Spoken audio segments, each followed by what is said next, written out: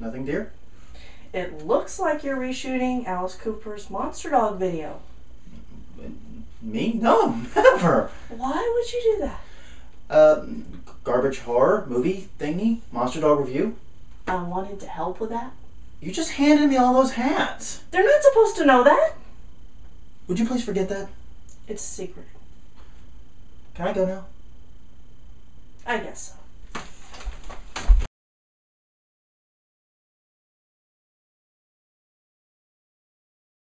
Hello everyone, I'm Jonathan. I'm Crystal. And this is Garbage Horror, episode number 4.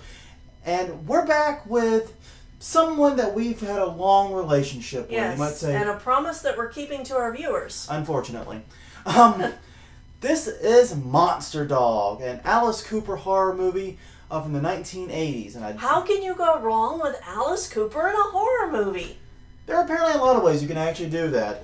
Unfortunately. But we got to get this out of the way because, you know, you're supposed to know where we as reviewers are coming from. Right. We're both huge Alice Cooper fans. We've seen him live in concert. Yes. Own tons of his CDs. Listen to his music all the time. Mm-hmm. Big Alice Cooper fans for many years. We even own, and this is true, a pair of the man's pants.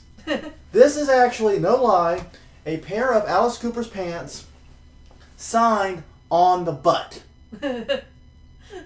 You make out of that what you want, Internet. You're going to have a lot of fun with that one. But yeah, for the record, he wears Calvin Klein's and he's a 34-32. If anyone's actually curious. But yes, we are huge Alice Cooper fans. So when we found out he was playing the lead in a garbage horror movie, we had to be there. Yeah. There was no way we were getting out of that one. We had to be down. Oh boy. This is Monster Dog. Now, Monster Dog is fundamentally a werewolf story. It centers around Vincent Raven. That's who Alice Cooper's playing this movie. Now, that's actually kind of, I think, a triple entendre of sorts, if you will. Right. It's his name in the movie, but Vincent is also his real-life name. And also, I got a suspicion it's a slight homage to one Vincent Price, another horror movie classic, who Alice Cooper was good friends with outside of the music world. In fact, Vincent Price did a voiceover on the Welcome to My Nightmare album, and also they shot a TV special together when that album was released. So they obviously were close. I think this might be like a double entendre, especially since the last name Raven could represent one of Vincent Price's best-known roles in the film adaptation of Edgar Allan Poe's The Raven. But anyways, Vincent Raven, see the problem now I'm going to have. Vincent Raven, according to this movie, is the world's biggest rock star. Yeah. So basically you have Alice Cooper playing a rock star in a horror movie. But he's self-aggrandizing a little bit. World's biggest rock star. Really, Alice? Really? I love you and all, but biggest? Just saying. But anyways, he and his crew are going back home to his hometown. They're going to shoot a new music video because his previous one sucked. At least according, he didn't like it. At least he didn't like it, and the record label didn't like it. No one else, but apparently me, liked it. So they're going back to his home to shoot a new music video when all of a sudden mysterious things start happening, like a pack of wild dogs killing a bunch of people and a mysterious monster dog. They don't want to say the word werewolf too much in this movie. Has been slaughtering the local villagers, I guess would be the correct term.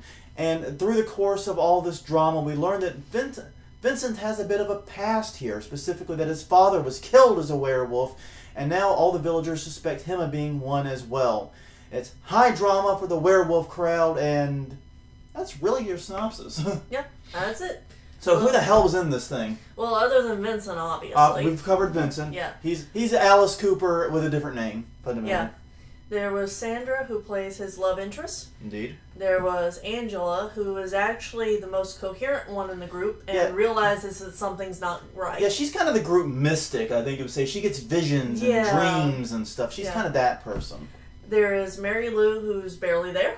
And two guys. Who we don't even know their name. I'm sure we could IMDb that one, but why? There's the gang of bad guys. Once again, no names thrown around. They're just the bad dudes. And the sheriff and the deputy, which get killed off I really shot early. The sheriff, but didn't shoot the deputy. Oh, sorry. Yeah. That was a tangent. Did you license that? Absolutely not. I don't think my poor singing constitutes anything. But, yeah, I mean, as you can tell by this, we automatically do not have a lot of characters. I mean, our character sheet is pretty thin and pretty sad, and frankly, we don't know names for 3/4 of the people in the movie. Right. And, frankly, most of them are just fodder anyways.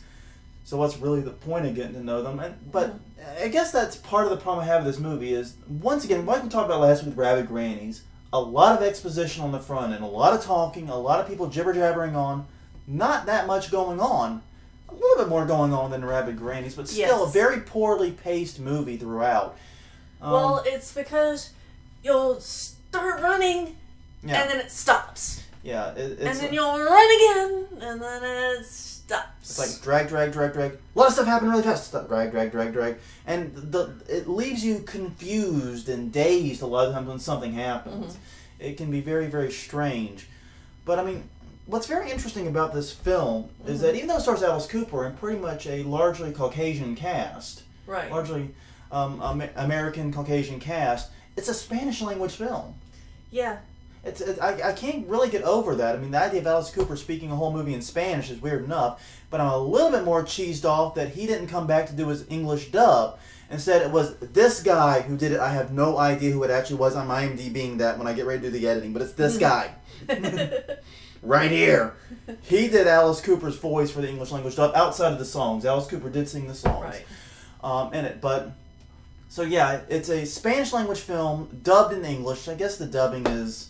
okay. It's okay. It's different voice actors. They did the same as with the Rabid Grannies review. You have different voice actors for every character, and they all fit roughly. It drags a little bit, and the words that they mouth does seem like English words, so I'm not sure why it was necessary. Yeah, I mean, but there were parts of it like where the characters obviously just screaming and they're adding words to her in English dub. That's a little awkward. Yeah. There were parts of it that were a little strange like that, but for the overall, dubbing wasn't terrible. I'm not craving the subtitled version for what it's worth, and I'm not craving any other version of this, because the real problem I had in general, the production. Yeah. I mean, I know this is a show called Garbage Horror. I know this is a show about badly produced movies, but this one really seemed to sink to a low. When you have a movie with Alice Cooper, there's higher expectations, and at least for his fans. At least for his fans, and this one just seemed to really tank. I mean, for example, they were constantly talking about how it's a night like this when it's bright-ass day outside. Yeah, they didn't even use day for night. They just used daylight, like we did in the last one. Yeah, I mean, we made a joke about that. They actually did it. I mean, that's the difference. Yeah. We were kidding. They weren't. There was a scene where they were hiding from the rain, and there were lots of scenes where there was supposed to be rain, and there was no water anywhere on the set. They didn't even Nobody even drinking water. Okay. No one even drinking water. They weren't even like getting a little squirt gun to pretend it was raining. No super soakers or anything. They had nothing going on. It's bone ass dry, bright ass sun, and they're having to cover like it's raining. It's pretty comical stuff. All in all. And the whole movie seemed to be shot in either fog or blue light, or fog and blue light. Yeah, and you could definitely tell that most of the scenes... Most of the outside scenes, especially. Anything outside. Well, in the beginning. Yeah, in the beginning. And before they get to the house. Yeah, the scenes around the house were different, you're right. Yeah. Scenes in and around the house. But the beginning scenes were definitely shot inside of a studio. As was the final climax, too. Yeah. So that was a disappointment. Special effects on Monster Dog itself... I think that's why they avoided showing him for very long, so that you couldn't get a really good picture of him. Yeah, the clips we're putting in this movie are probably about all you get to see of poor Monster Dog in this film, so bear in mind that. I don't know, I think we should just kind of come to a conclusion here, frankly. Good, bad, best, worst. Do you want me to go first this time since I tortured you last time? I can go. Okay, well, good. I like the house set. Oh, the house. Once they got to the house set was pretty nice. Yeah, and the area around it was nice and vast looking. I mean, there were some shots with Alice. I keep wanting to call him Alice Cooper rather than Vincent. I can't help it. I'm really struggling so hard here. Yeah. But he's running around with a shotgun, and it looks very big and open and kind of scary. So. And the inside of the house looks very nice and traditional. Yeah, it was making awesome inside. Yeah. My good for this, I actually liked the gang of baddies that showed up about 3/4 of the way and 2/3 of the way into the movie. Right at the start of this third act, they showed up. They were actually pretty convincing and pretty complicated villains. They were only on screen for a very brief period of time. I mean, they started the third act and they were done way before the third act concluded.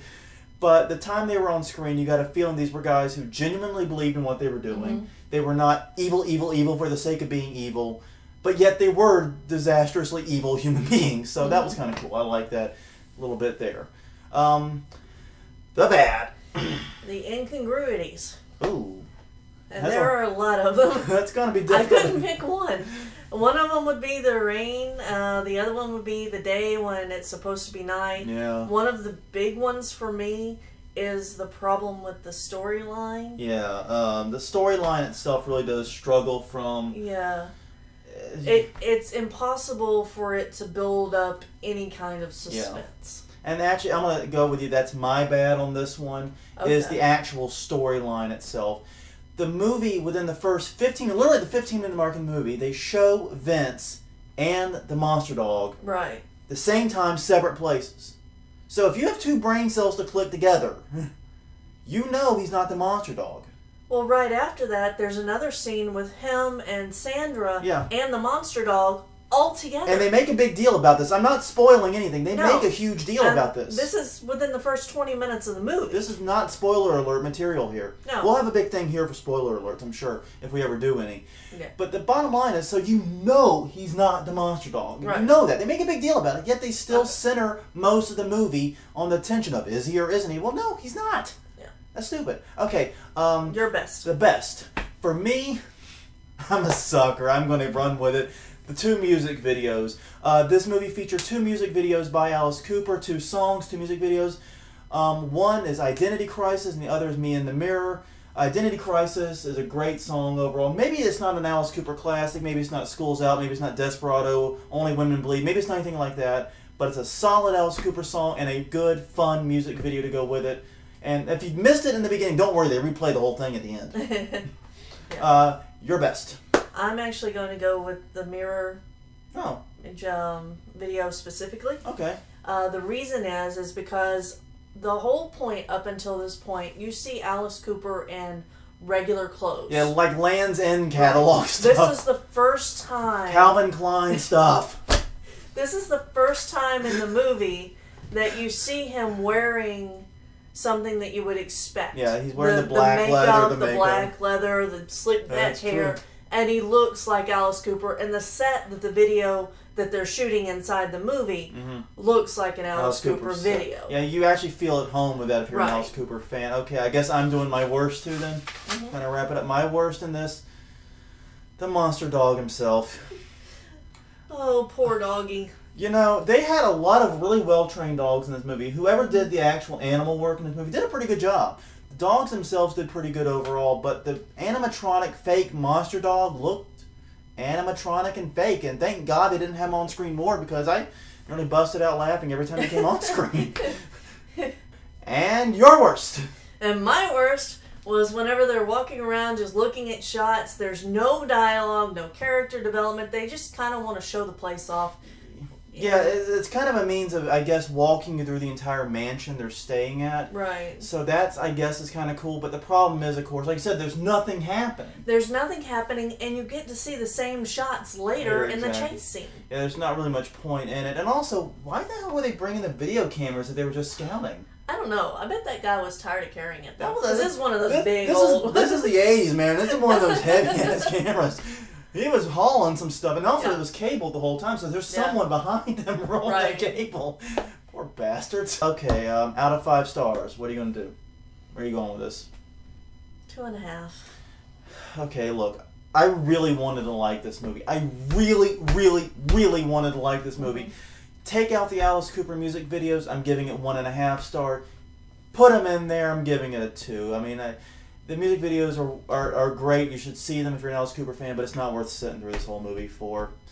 So, I guess that's Monster Dog in a nutshell. You got any final thoughts? Nope. I think we covered it all.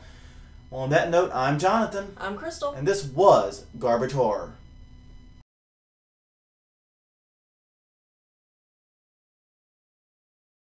Cause I got image, I control, identity crisis. I don't have the face, cause mine's been erased. Identity crisis.